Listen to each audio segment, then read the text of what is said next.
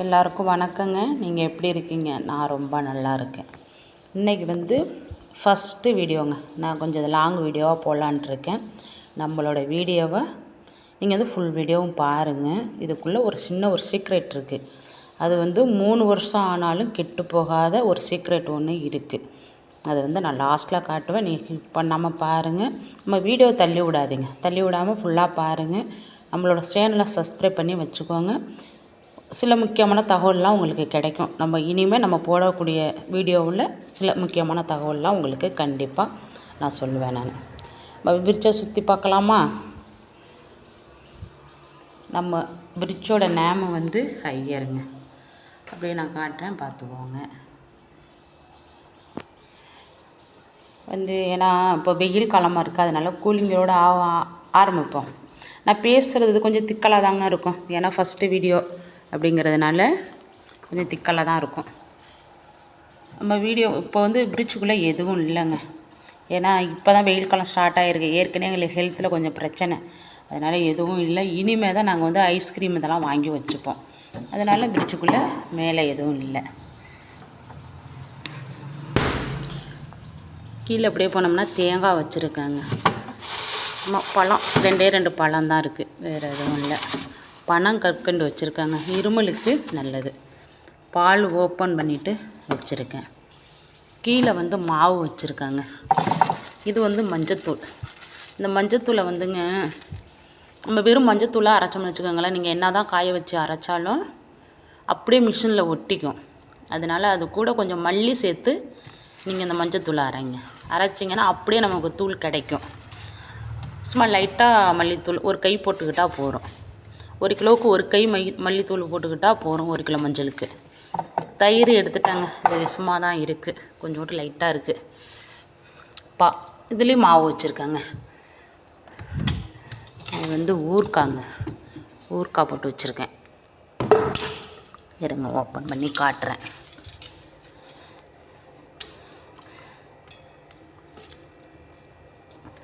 Open பண்ணுறதே கஷ்டமாக இருக்குது.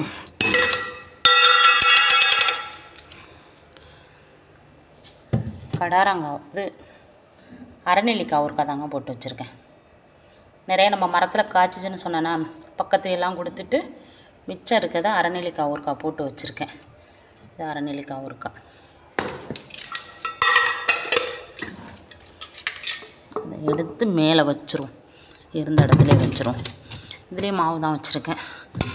இதை ஆனியன் கொஞ்சோண்டு கட் பண்ணது, மல்லி புதினா வச்சுருக்காங்க. இந்த கவரில் வைக்கும்போது கெட்டு போகாமல் இருக்குங்கிறனால கவரில் வச்சுருக்கேன்.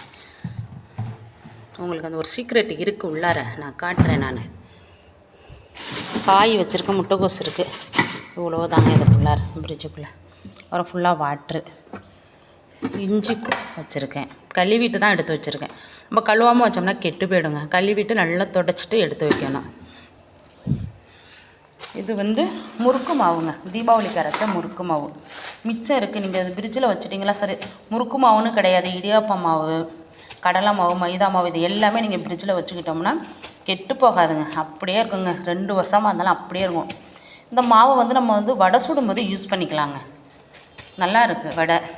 மீன் வறுக்கும்போது லைட்டாக போட்டுக்கிட்டோம்னு வச்சுக்கோங்க, அதுவும் நல்லா இருக்குது.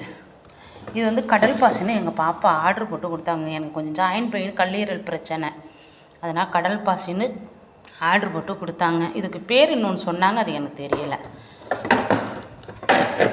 இது கருஞ்சீரகம், வால்மிளகு, வெந்தயம், ஓமம் எல்லாமே இதில் வறுத்து பொடி செஞ்சு வச்சுருக்காங்க. நம்ம சாதாரணமாக வீட்டில் யூஸ் பண்ணுற ஜீரகமும் இதில் போட்டிருக்கேன். இதில் போட்டு நல்லா வறுத்து பொடி செஞ்சு வச்சுருக்கேன். காலையிலே வெறும் வயிற்றில் வெந்நீரில் வெதுவெதுப்பான வெந்நீரில் 1 ஸ்பூன் போட்டு இதை சாப்பிட்டோம்னா நம்மளுக்கு ஜாயின் பெயின்லாம் நல்லா இருக்குங்க. அதே மாதிரி சில பேருக்கு இந்த மோஷன் ப்ராப்ளம் இருக்கும், அவங்களும் இதை யூஸ் பண்ணிக்கலாம். நல்லா மோஷன் நல்லா ஃப்ரீயாக போகும், அதை யூஸ் பண்ணிக்கலாம். இது சும்மா ஏன்னா இப்போ என்னது பிரியாணி மசாலா வெளியில் இதாகிட்டு வச்சுருக்கேன். இதோட வீடியோ நான் தனியாக போடுறேங்க, சும்மா ஷார்ட்ஸ் வீடியோவாக இதில் போடுறேன். இது முக்கியமான மேட்ரு இதில் இருக்குது. வெல்லம் பிரிட்ஜுக்குள்ளே வச்சுக்கிறாங்க. வெளியில் முன்ன உள்ள வெல்லம்லாம் என்ன ஆகுன்னா வெளியில் இருந்துச்சுன்னா ஒன்றும் பண்ணாது, கருத்து தான் போகும், ஒன்றும் பண்ணாது. இப்போ உள்ள வெல்லம்லாம் பூச்சி வச்சிருது, அதனால தான் ஃப்ரிட்ஜுக்குள்ளே போட்டு வச்சுருக்குது. ஃப்ரிட்ஜுக்குள்ளே போட்டு வச்சுக்கிட்டா அப்போ நான் எப்போ வேணாலும் யூஸ் பண்ணிக்கலாம், நல்லா இருக்குது. இப்போ முக்கியமான மேட்ருன்னு ஒன்று சொன்னேன் பாருங்கள், அது என்னால் இப்போ எடுக்க முடியாது, ஏன்னா கட்டியாகி போய் கிடக்கு. புளி தாங்க.